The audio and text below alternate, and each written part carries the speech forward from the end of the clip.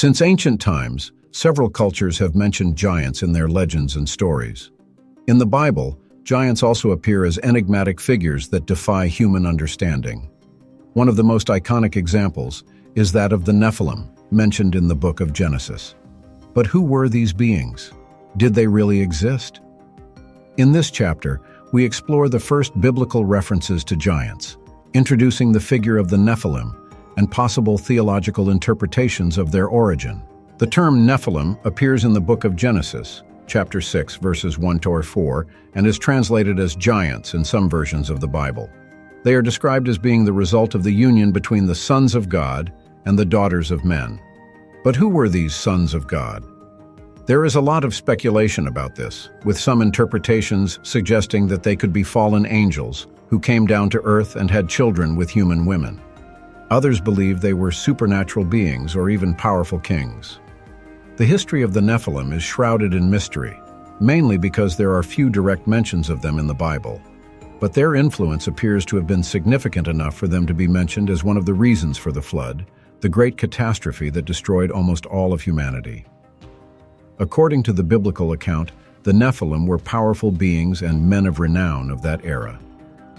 The mystery of the Nephilim and the flood. The Nephilim, with their extraordinary strength, were one of the reasons given for the universal flood, according to the biblical account. This event, known by many cultures around the world, was God's way of purifying the earth, which had been corrupted by the evil of men and the presence of the Nephilim. God instructed Noah to build an ark and save his family and all animals, as he planned to destroy the earth through a great flood. However, one question remains: what happened to the Nephilim after the flood? Although most accounts indicate that they perished in the catastrophe, there are theories and interpretations that suggest that their lineage may have survived in some form. This is due to later passages in the Bible, where giants still appear, as in the case of the Anakites, a tribe of giants that the Israelites encountered when entering the Promised Land. The Anakites and other giants. After the flood, even after the flood, there are reports of giants continuing to exist in Canaan, the Promised Land that the Israelites invaded after the Exodus from Egypt. These giants are described as descendants of the Nephilim. A clear example of this is the Anaki tribe, who were feared for their height and strength. In the book of Numbers, chapter 13, Israelite spies who were sent to explore the land of Canaan returned with reports of giants inhabiting the land. They said, "We were like grasshoppers in our own eyes, and so were we in their eyes." These reports reinforce the belief that the giants somehow survived the flood or reappeared later. The Anakites were one of the tribes that settled in the land of Canaan, and that caused great fear among the Israelites. The presence of these giants in the biblical narrative raises many questions about how they came to be and why they continued to exist after an event that should have destroyed all corruption on earth. Goliath, the most famous giant in the Bible, Goliath is, without a doubt, the best-known giant in the Bible.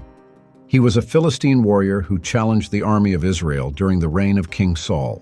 Young David, who would later become the great king of Israel, was the only one who offered to face Goliath. Armed only with a sling and some stones, David felled the giant with a single blow to the forehead, and then used Goliath's own sword to decapitate him. Goliath was about 3 meters tall, according to biblical accounts, and his armor weighed more than 50 kilograms. The defeat of Goliath at the hands of a young shepherd like David symbolizes the victory of good over evil and the strength of faith in God. This story continues to be told as a lesson in how courage and trust in God can overcome even the greatest obstacles. Other battles against giants. Goliath was not the only giant David faced. In fact, the Bible mentions that there were other giants among the Philistines, and David and his men fought against them on several occasions. Among these giants were Ishbi-Benob and Shaph, who were also descendants of the Rephaim, another tribe of giants mentioned in the scriptures. These giants were fearsome warriors, and their defeats are often seen as miraculous acts showing divine intervention. The story of David and Goliath, along with these other battles against giants, reinforces the idea that God was on Israel's side and protected his people against any threat, no matter how great. The Rephaim, another tribe of giants. The Rephaim are another group of giants mentioned in the Bible, particularly in the Old Testament. They were a tribe that inhabited the region of Bashan, and their king, Og, is described as the last of the Rephaim. Og is one of the most fascinating giants in the Bible. In the book of Deuteronomy, it is mentioned that his bed was over 4 meters long and almost 2 meters wide, a testament to his impressive stature. Og's defeat at the hands of the Israelites, led by Moses, is another example of how God helped his people defeat even the most powerful enemies. The presence of the Rephaim in the biblical account adds another layer to the mystery of the giants and their connection to the Promised Land. Giants in ancient culture and mythology. The presence of giants in the Bible is echoed in many other cultures and mythologies around the world. In Greek mythology, for example, we have the Titans and giants who challenge the Olympian gods. In Norse folklore, Jotuns were enormous beings who often came into conflict with the gods. These parallels suggest that the idea of giants is deeply rooted in the human psyche and may originate from real historical events or figures that have been widely reinterpreted. The footprints of the giants and archaeological evidence. There is a lot of speculation about whether the giants mentioned in the Bible really existed. Some people believe that footprints and other supposed archaeological evidence found in different parts of the world could be proof that these gigantic beings walked the earth. However, modern science has not yet found conclusive evidence to prove the existence of giants like those described in the Bible. Giants, legends, or reality? The debate over the existence of giants continues to this day. While some scholars view biblical accounts as mythological or symbolic, others believe they may contain a kernel of truth. Giant stories may have been inspired by people of unusual stature or by events that have been exaggerated over time. Be that as it may, the giants of the Bible continue to fascinate and inspire. The legacy of giants in faith and history. Biblical giants such as the Nephilim, Goliath, and Rephaim have left a lasting legacy in Judeo-Christian faith and cultural traditions around the world. Their stories remind us of important questions about morality, faith, and divine intervention. Even though we never have definitive proof of their existence, the impact of these stories is undeniable and continues to resonate to this day. Joshua's expeditions and the giants of Canaan. After Moses' death, Joshua led the Israelites in the conquest of Canaan, the Promised Land.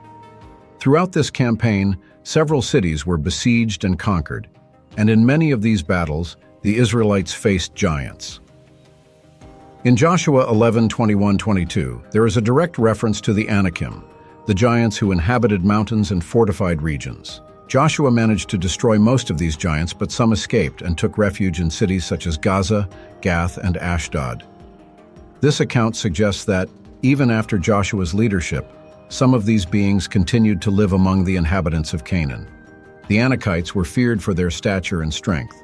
Their remnants, particularly in the city of Gath, may have been the ancestors of Goliath, the giant David would later face.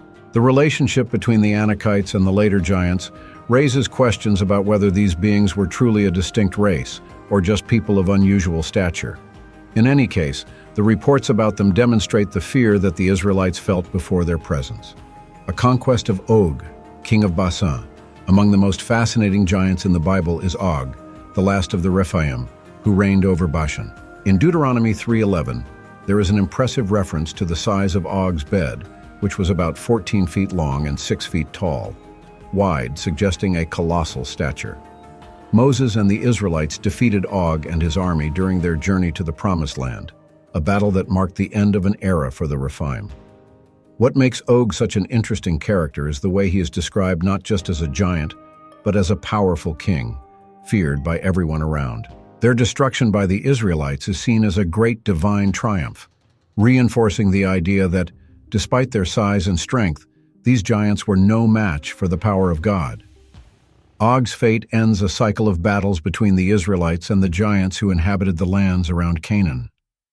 Giants in the story of David. David not only defeated Goliath, but also led his warriors in many other battles against giants. In 2 Samuel 21:15-22, other encounters with giants descended from Goliath, known as the Rephaim of Gath, are described. One of these giants, named Ishbi-Benob, almost managed to kill David, but was defeated by Abishai, one of his most loyal soldiers. These later battles show that the giants continued to be a threat to Israel even after Goliath's death. The battles against these giants are emblematic not only for their violence, but for how they reinforced David's role as God's chosen one. The biblical narrative often highlights the contrast between the physical size of the giants and the spiritual strength of David and his men, suggesting that faith in God overcomes any adversity, no matter how great. The genealogy of the giants, the Rephaim, Anakim, and Emim. The Bible mentions several tribes of giants that inhabited different parts of the ancient Middle East, such as the Rephaim, the Anakim, and the Emim. These tribes were described as huge and powerful, and their territories range from the mountains of Palestine to the lands of Moab and Edom. In Genesis 14:5-6, there are accounts of battles involving these gigantic tribes, suggesting that they were seen as constant threats. The relationship between these tribes and the Nephilim has been the subject of debate among biblical scholars. While some believe that the Nephilim were the direct ancestors of these tribes, others suggest that they may have arisen from different lineages, but all characterized by their outsized size and strength. What is clear is that these tribes played an important role in the ancient history of Canaan and its surrounding regions. The gigantic ruins of Baalbek. Although Baalbek, Lebanon, is not directly mentioned in the Bible, the location is often associated with legends about giants due to its monumental architecture. The construction of Baalbek contains some of the largest stones ever carved by man, known as triliths, which weigh hundreds of tons. Local tradition, and several legends, claim that giants were responsible for moving and positioning these immense stones. Some scholars believe that Baalbek was originally a city built by a race of giant beings, predating ordinary humans. Although there is no direct archaeological evidence that giants built Baalbek, the site remains an impressive mystery. The colossal dimensions of the stones used in construction and the precision with which they were fitted remain an enigma to modern engineers and archaeologists. Like other ancient sites, Baalbek reminds us that there are many mysteries in human history that we have not yet been able to fully decipher. Giants and the Book of Enoch. The Book of Enoch is one of the best-known apocryphal texts and contains some of the most detailed descriptions of the Nephilim and giants in Judeo-Christian tradition. Although this book is not part of the official biblical canon, it had a great influence on religious thought at various times. According to the Book of Enoch, the Nephilim were the result of the union of fallen angels, called Watchers, with human women. These angels would have taught forbidden knowledge to men, and their descendants, the Nephilim, became gigantic and violent beings who corrupted the earth. This corruption was one of the reasons God decided to send the flood to cleanse the world. The Book of Enoch presents a detailed account of the judgment of the Watchers and their children, the Nephilim, adding a spiritual dimension to the mystery of the giants. Giants in Jewish and Islamic chronicles, in addition to the Bible, several Jewish and Islamic chronicles also mention the existence of giants. In Judaism, some rabbinic traditions speak of giants as beings who defied God and who were punished for their arrogance. In Islam, the figure of Ad, a gigantic people mentioned in the Quran, is associated with the idea of powerful beings who were destroyed for disobeying divine orders. These accounts, although different in certain aspects, maintain a common narrative. Giants are often portrayed as a race of beings who, due to their size and strength, often defied natural balance and divine laws. In many cultures, giants represent both greatness and the danger of straying from the divine plan. The legend of the giants in the apocalypse. In some apocalyptic interpretations, giants play an important role in the end times. Some traditions claim that at the end of days, the Nephilim will return to earth, bringing chaos and destruction. Although the canonical Bible makes no direct mention of this return, the idea that giants could reappear in an apocalyptic scenario has become part of popular legends and traditions over the centuries. The concept of giants returning at the end of time is linked to ideas of final judgment and redemption. The strength and destructive nature of these gigantic beings would be a final test for humanity, which would need to count on divine protection to overcome these challenges. The legend of the giants in the apocalypse continues to fascinate and fuel modern theories about the end times. Traces of giants in modern history. In more recent times, there have been claims of archaeological discoveries that suggest the existence of giants on Earth. Giant bones, disproportionate tools, and massive structures have been found in various parts of the world, but many of these discoveries have been discredited or revealed to be hoaxes. However, this did not stop theories about giants from continuing to grow. One of the most famous examples is the Cardiff giant, an elaborate hoax in the 19th century, when a buried statue was presented as the fossilized skeleton of a giant. Although it was debunked as a hoax, this incident shows the persistent fascination that the idea of giants has on the popular imagination. To this day, there are those who believe that the remains of giants may be buried somewhere remote, waiting to be discovered. The symbolic importance of giants in the Bible. Throughout all of these accounts, it is important to understand the symbolism of giants in the Bible. They often represent oppressive forces, enormous challenges, or enemies that seem insurmountable. David facing Goliath, for example, is not just a physical battle. It is a metaphor for how faith and courage can overcome any obstacle, no matter how big it may seem. Giants can also be seen as symbols of temptations or forces that threaten to turn people away from God. In several biblical passages, giants are described as beings that corrupt the world or represent evil that needs to be defeated. Thus, they are not just beings of great stature, but figures that symbolize the greatest challenges of faith. These 10 additional chapters help deepen the understanding of giants in the Bible and other traditions, providing a comprehensive overview of the topic.